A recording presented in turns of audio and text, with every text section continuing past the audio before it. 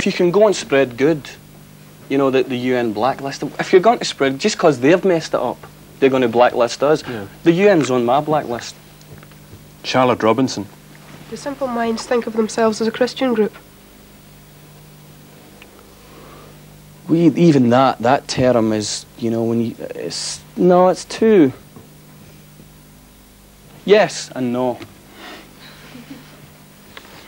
I mean, when you think of Christian, you think of these newborn Christian freaks in America, and it's all very, very material, but I think Jesus Christ had great things to say. I think the Krishnas have great things to say. I don't think we're a Christian group. I don't think we're not a Christian group. Second back row. Saying that you think you are and you aren't, saying that you think you are, you got any feelings against playing at Ibrox? Or playing there, you get anything wishing you hadn't? No, Ibrox was one of the greatest days in my life, and this is because it's do you want to explain that? This is because it's Glasgow Rangers, presumably, which is normally assumed to be Protestant rather than Catholic. Yeah. Protestants are Christians as well. I mean, that was a great day, and it was a great venue, and it was great to take the sting out of all that sort of sectarian nonsense. You got a lot of criticism for it, though, didn't you? For playing at a Protestant venue. No. No. Not Protestant Rangers venue. No, not one. It's a Glasgow venue, and it's a great venue. No, there was no criticism, apart from people who had to pay £8 for a ticket. Why was there such the great long reports in newspapers that you raised the tricolour within Ibrox? Something pretty unheard of.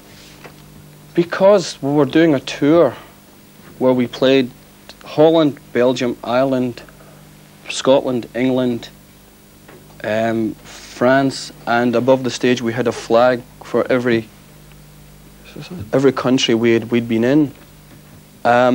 Why would we not fly at Ibrox? We hired Ibrox that day. It was ours, and if we had wanted to fly kites, we would have flown kites. Yeah. Why didn't you allow the BBC to film you when you performed at Ibrox? Well, we never agreed to, because the BBC have absolutely, awful sound equipment, and they asked us in advance, and we said no. They said, well, can we come up and do a piece on the event? And we said, yeah. They said, well, can we do a chat? Yeah, we'll have a chat. And then they absolutely stuck us up with that. What's that guy's name? Andy Kershaw. I don't advocate violence, but I will wring his neck. Looking to the future, we've got a question from Justin McLaren. With John Lennon being assassinated and Phil Lynott overdosing last year, are you ever scared for your life? Mr. Happy. Are you ever scared for your life? You might be assassinated, or you might commit suicide. I'm not as I don't have any ego like that. You know, I just don't. Why would anybody, you know? I love the drama in your question, but it's just no.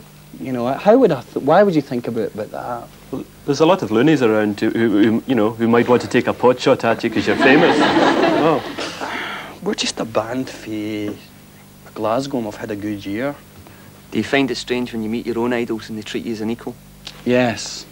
It's very strange when you meet them and they know your name. They call you Jim and stuff. It's like, I mean,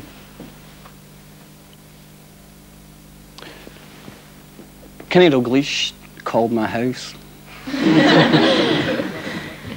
and I wasn't in, and when Chrissy told me he had called, I mean, I was on the carpet, I was like,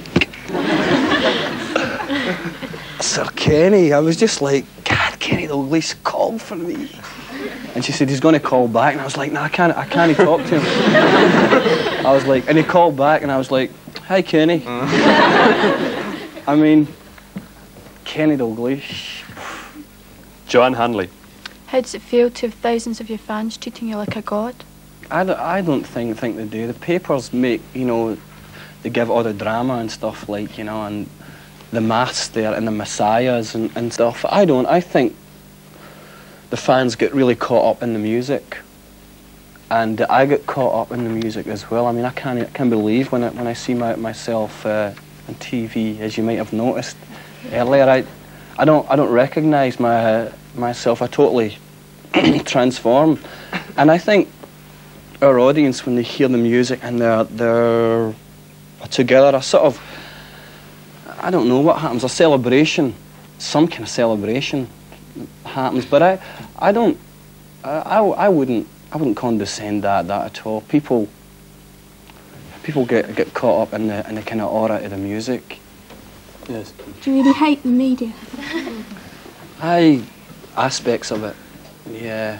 I don't like how the tabloids have grabbed their greasy hands on rock and pop. I hate how they thrive into your private life. I think, you know, like stuff like The Sun and The Mirror and stuff are really, I think they're pretty evil, to be honest. Do you not think it's about time the tabloids started getting interested in issues that are worldwide and that could help people, instead of like trying to dig up dirt about your private life? I mean, they could get interested in South Africa. Well,